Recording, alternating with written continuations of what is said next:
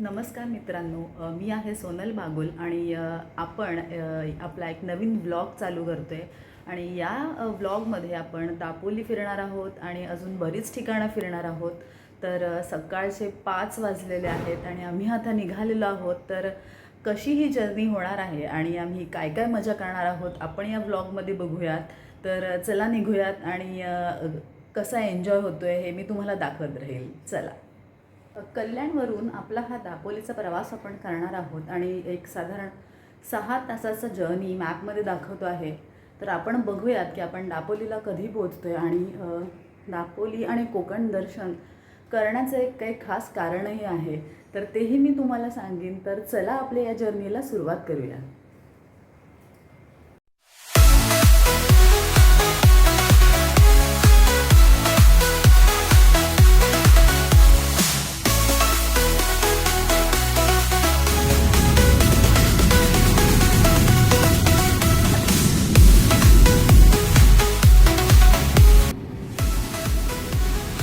प्रवासाची सुरुवात तर आपण केलेली आहे, पण चहाशिवाय प्रवास कसा चालू होणार.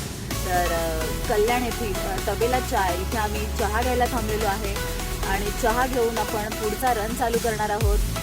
हा रन असणार आहे साधारण 5 ते 6 तासांचा आणि मध्ये मध्ये आपण बरेच स्टॉप घेणार आहोत. तर कारनी जेव्हा आपण फिरतो तेव्हा ही एक वेगळी मजा असते की आपण फिरत फिरत प्रवास करतो.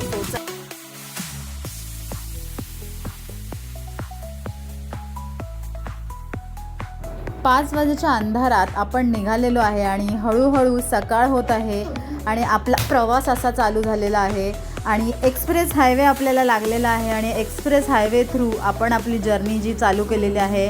खूप मजा येते एक्सप्रेस हायवेला आणि आम्ही वाट बघतोय बोगद्याची.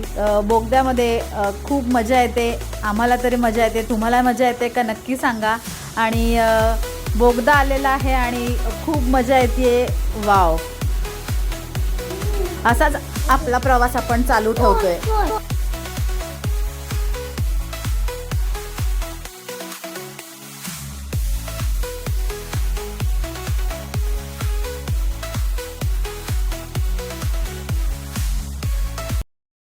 एक्सप्रेस हायवेवरून आपण खोपोली एक्झिट घेऊन आपल्या प्रवासाला सुरुवात केलीच आहे. पण मध्येच आपण ब्रेकफास्ट करायला थांबलो आहे. तर आपण इथे मागे बघू शकता तावडे स्नॅक्स सेंटर आहे. तर इकडे बघता तुम्ही भरपूर गर्दी आहे आणि त्यांच्या काउंटरला त्यांनी सेलिब्रिटीजचे पण फोटो लावलेले आहेत, कारण सेलिब्रिटीजनी येऊन पण इथे नाश्ता केलेला आहे. सो आम्ही तर इकडे वडापावचा एक छान नाश्ता केलेला आहे आणि परीस झोपला, त्याच्यामुळे मी त्याला एक पार्सल पण घेतलेलं आहे. तर चला आपण पुढच्या प्रवासाला सुरुवात करूयात आणि बघूयात अजून काय काय मजा येते. मस्तपैकी नाश्ता करून आपण आपल्या दापोलीच्या प्रवासाला निघालेलो आहे आणि मस्त गर्द झाडीतून आपण आपला प्रवास करतोय आणि जशी जशी लाल माती येते आपल्याला अनुभव येतोय की आपण कोकणात पोहोचतोय. तर हा जो प्रवास आहे हा खूप काय म्हणतात त्याला, हरितमय म्हणू शकतो आपण. ऊन जरा आहे, पण निसर्गात जेव्हा तुम्ही प्रवास करता आणि हे असं काही दृश्य तुम्हाला दिसतं तेव्हा तुम्हाला असं वाटतं की वाव, कुठेतरी मस्त ठिकाणी आपण आलेलो आहे. दापोलीचा बोर्ड आपल्याला दिसायला लागलेला आहे. 1 किलोमीटर दापोली आणि आपण आपला प्रवास हा आपल्या रिसॉर्टकडे चालू झालेला आहे आणि रिसॉर्टकडे पोचता एक छान असं किल्ल्यासारखं एक स्मारक आपल्याला बघायला मिळते. झेंडा आहे तिकडे आणि हळूहळू आपण आपल्या रिसॉर्टकडे पोहोचून मला देखील उत्सुकता आहे कसा असणार आहे तो रिसॉर्ट. तर आपण आपलं हे जे रिसॉर्ट बुक केलेलं आहे ते मुरुड बीचच्या अगदी जवळ, म्हणजे 3 मिनिटावर असणारा रिसॉर्ट असणार आहे. तर मला देखील उत्सुकता आहे तर कसं असणार आहे रिसॉर्ट. आणि आपला हा रिसॉर्टचा प्रवास इथे दिसतोय. गर्द झाडीतून आपण निघालेलो आहे रिसॉर्टकडे. खूप असा छान ॲम्बियन्स, पार्किंगसाठी खूप मोठी अशी जागा, खूप छान असं एंट्रन्स असून तुम्ही गाड्या पार्क करू शकता इकडे आणि एकदम स्वच्छ असं एंट्रन्स दिसून हाच आहे आपला समुद्र. जो आपल्या रूमच्या बाहेर आल्यावर आपल्याला दिसतोय आणि थोड्याच वेळात आपण या अथांग समुद्राजवळ आणि वॉटर स्पोर्ट्स करायला आपण बाहेर पडणार आहोत. तर साधारण 2-2:30च्या सुमारास आम्ही रिसॉर्टला पोहोचलो आहे. तर थोडा वेळ आराम करून आम्ही या मुरुड बीचवर होणारे वॉटर स्पोर्ट्स एन्जॉय करायला येणार आहोत. आणि दूरवर दिसणारा हा समुद्र डोळ्यांना खूपच आल्हाददायक आहे. आणि अशा या समुद्रावर खूप गर्दी होणार आहे थोड्या वेळाने. आणि असे हे समुद्रावरचे मनमोहक दृश्य डोळ्यात साठवून आपण या समुद्रावर असणाऱ्या वॉटर स्पोर्ट्सचाही एन्जॉय करूया. तर चला वॉटर स्पोर्ट्स कसे आहेत त्याची मजा लुटूया. मुरुड बीचजवळ आपल्या असणाऱ्या सुमा रिसॉर्टवरून आपण जाणार आहोत केशवराज मंदिर, जे आपल्या रिसॉर्टपासून अगदी 13-15 मिनटाच्या अंतरावर आहे. आणि आसूद गावाला हे केशवराज मंदिर आहे.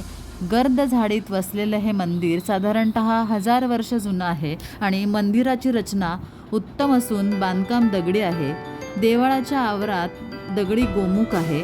तिथे 12ही महिने पाणी वाहत असतं. आणि असं हे मंदिर बघायची मजाच काही और आहे. आणि या छोट्याशा वळणावरून आपण हे मंदिर बघायला निघालेलो आहे. आणि हे इतकं सुंदर मंदिर पांडवांनी एका रात्रीतच बांधलं आहे अशी एक आख्यायिका आहे. आणि विष्णुपत्नी लक्ष्मी यांची देवळे मुख्य वस्तीत असतात. शंकराची मंदिरे एकाकी गावाबाहेर निर्जन ठिकाणी असतात. परंतु केशवराज हे मंदिर या गोष्टीला अपवाद आहे. छोट्या वळणाच्या रस्त्यावरून आपण हे मंदिर बघायला निघालेलो आहे. चला बघूया हे मंदिर कसं आहे. आणि आम्ही वाट करत चालत गाडी पार्क करून मंदिराच्या इथे जायला निघालो. आणि हा आहे बोर्ड श्री केशवराज मंदिर आणि गणपती मंदिर आसूद. लाल मातीतून चालण्याची मजा काही और आहे. आम्ही चालत निघालो मंदिराजवळ.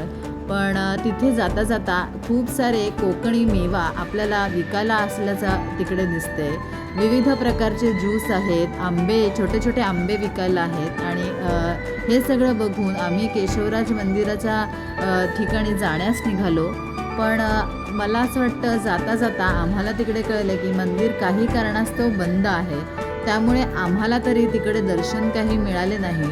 पण तिकडेच जाता जाता आम्ही बऱ्याच गोष्टी बघितल्या आहेत, झाडे बघितलेल्या आहेत. आणि खूप छान असे काय म्हणतात त्याला लोकवस्ती आहे. छोटी छोटी त्यांची छान घरं आहेत. प्रत्येक घराच्या बाहेर असं काही विकायला ठेवलेलं आहे. आणि हे बघण्याची मजा काही औरच आहे. मंदिरात दर्शन तर काही मिळाले नाही, पण एक छानसा फोटो आम्ही काढून घेतला.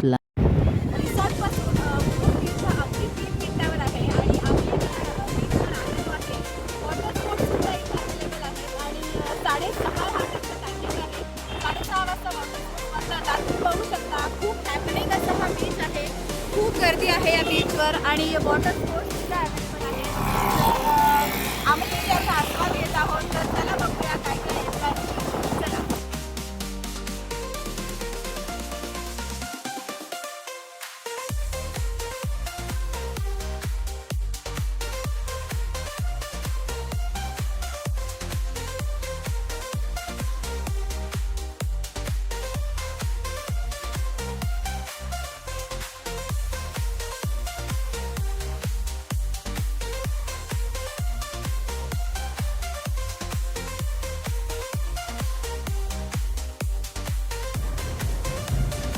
परीस आणि अभिजित यांनी खूप मज्जा केलेली आहे पाण्यामध्ये. परीसला तर पाणी खूपच आवडतं आणि पाण्यात किती खेळू आणि किती नको असं त्याला झालेलं आहे. आणि हा असा हॅपनिंग असा बीच आहे. सगळ्यांनाच खूप मजा येते पाण्यामध्ये पोहायला. आणि बीच मी देखील थोडं पाण्यात जाऊन एन्जॉय केलेलं आहे, कारण मला पर्सनली पाण्याची खूप भीती वाटते. सो थोड्याच पाण्यात मी देखील थोडा एन्जॉय केलेला आहे पाण्याचा. आणि पाण्यात असतानाचे काही फोटोज मी क्लिक करून घेतलेले आहेत, कारण नंतर फोन ठेवून द्यायचा होता, कारण पाण्यात एन्जॉय करायचं होतं. फोटोज क्लिक करून आम्ही काही स्पोर्ट्स एन्जॉय करायसाठी आलेलो आहे. आणि ही आहे कार, जी मस्त अशा समुद्राच्या वाळूवर आपल्याला चालवायची आहे. आणि परीस खूप एक्सायटेड होता ही कार चालवायला आणि त्याचं म्हणणं होतं की फास्ट पाहिजे, कार फास्ट चालवा. बट कारण कसं आहे, गर्दी असल्यामुळे ते देखील शक्य नव्हतं. बट ही अशा एन्जॉय करायला तरी मुरुड बीचला नक्की या. आम्ही जसा एन्जॉय केला तसाही तुम्ही एन्जॉय करू शकता. तर खूप मजा येते छान वातावरणात मस्त बीचचा एन्जॉय करायला.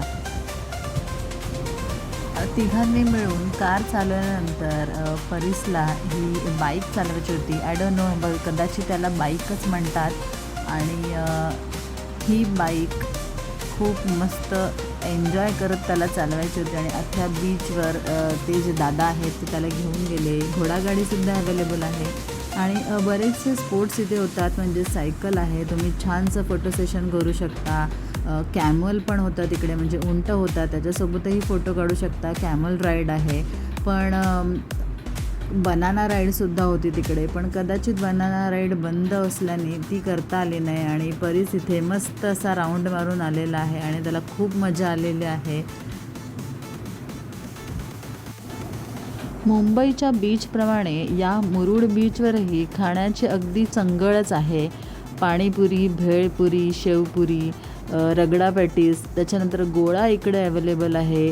तिथे ज्यूस आहेत, आईस्क्रीम्स आहे आणि खाद्यप्रेमींची गर्दी इथे आहे. वडापाव अवेलेबल आहे आणि बीचवर पाण्यात खेळून भूक लागल्यानंतर मस्त सोयी इथे अवेलेबल करून दिली. सोबतच इकडे भरपूर काही काही विकायला मिळतं आहे. म्हणजे मी व्हिडिओत दाखवल्याप्रमाणेच गोळा आहे तिकडे, शेवपुरी, पाणीपुरी, शेवपुरी आणि मी शेवपुरी घेतलेली आहे.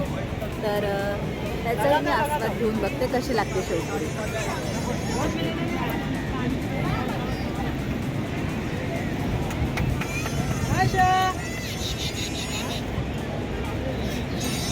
गोळा प्रकारे गोळा मिळतो, तो तुम्ही साधाच गोळा घेतला होता. आणि शेवपुरी जरा वेगळी आहे.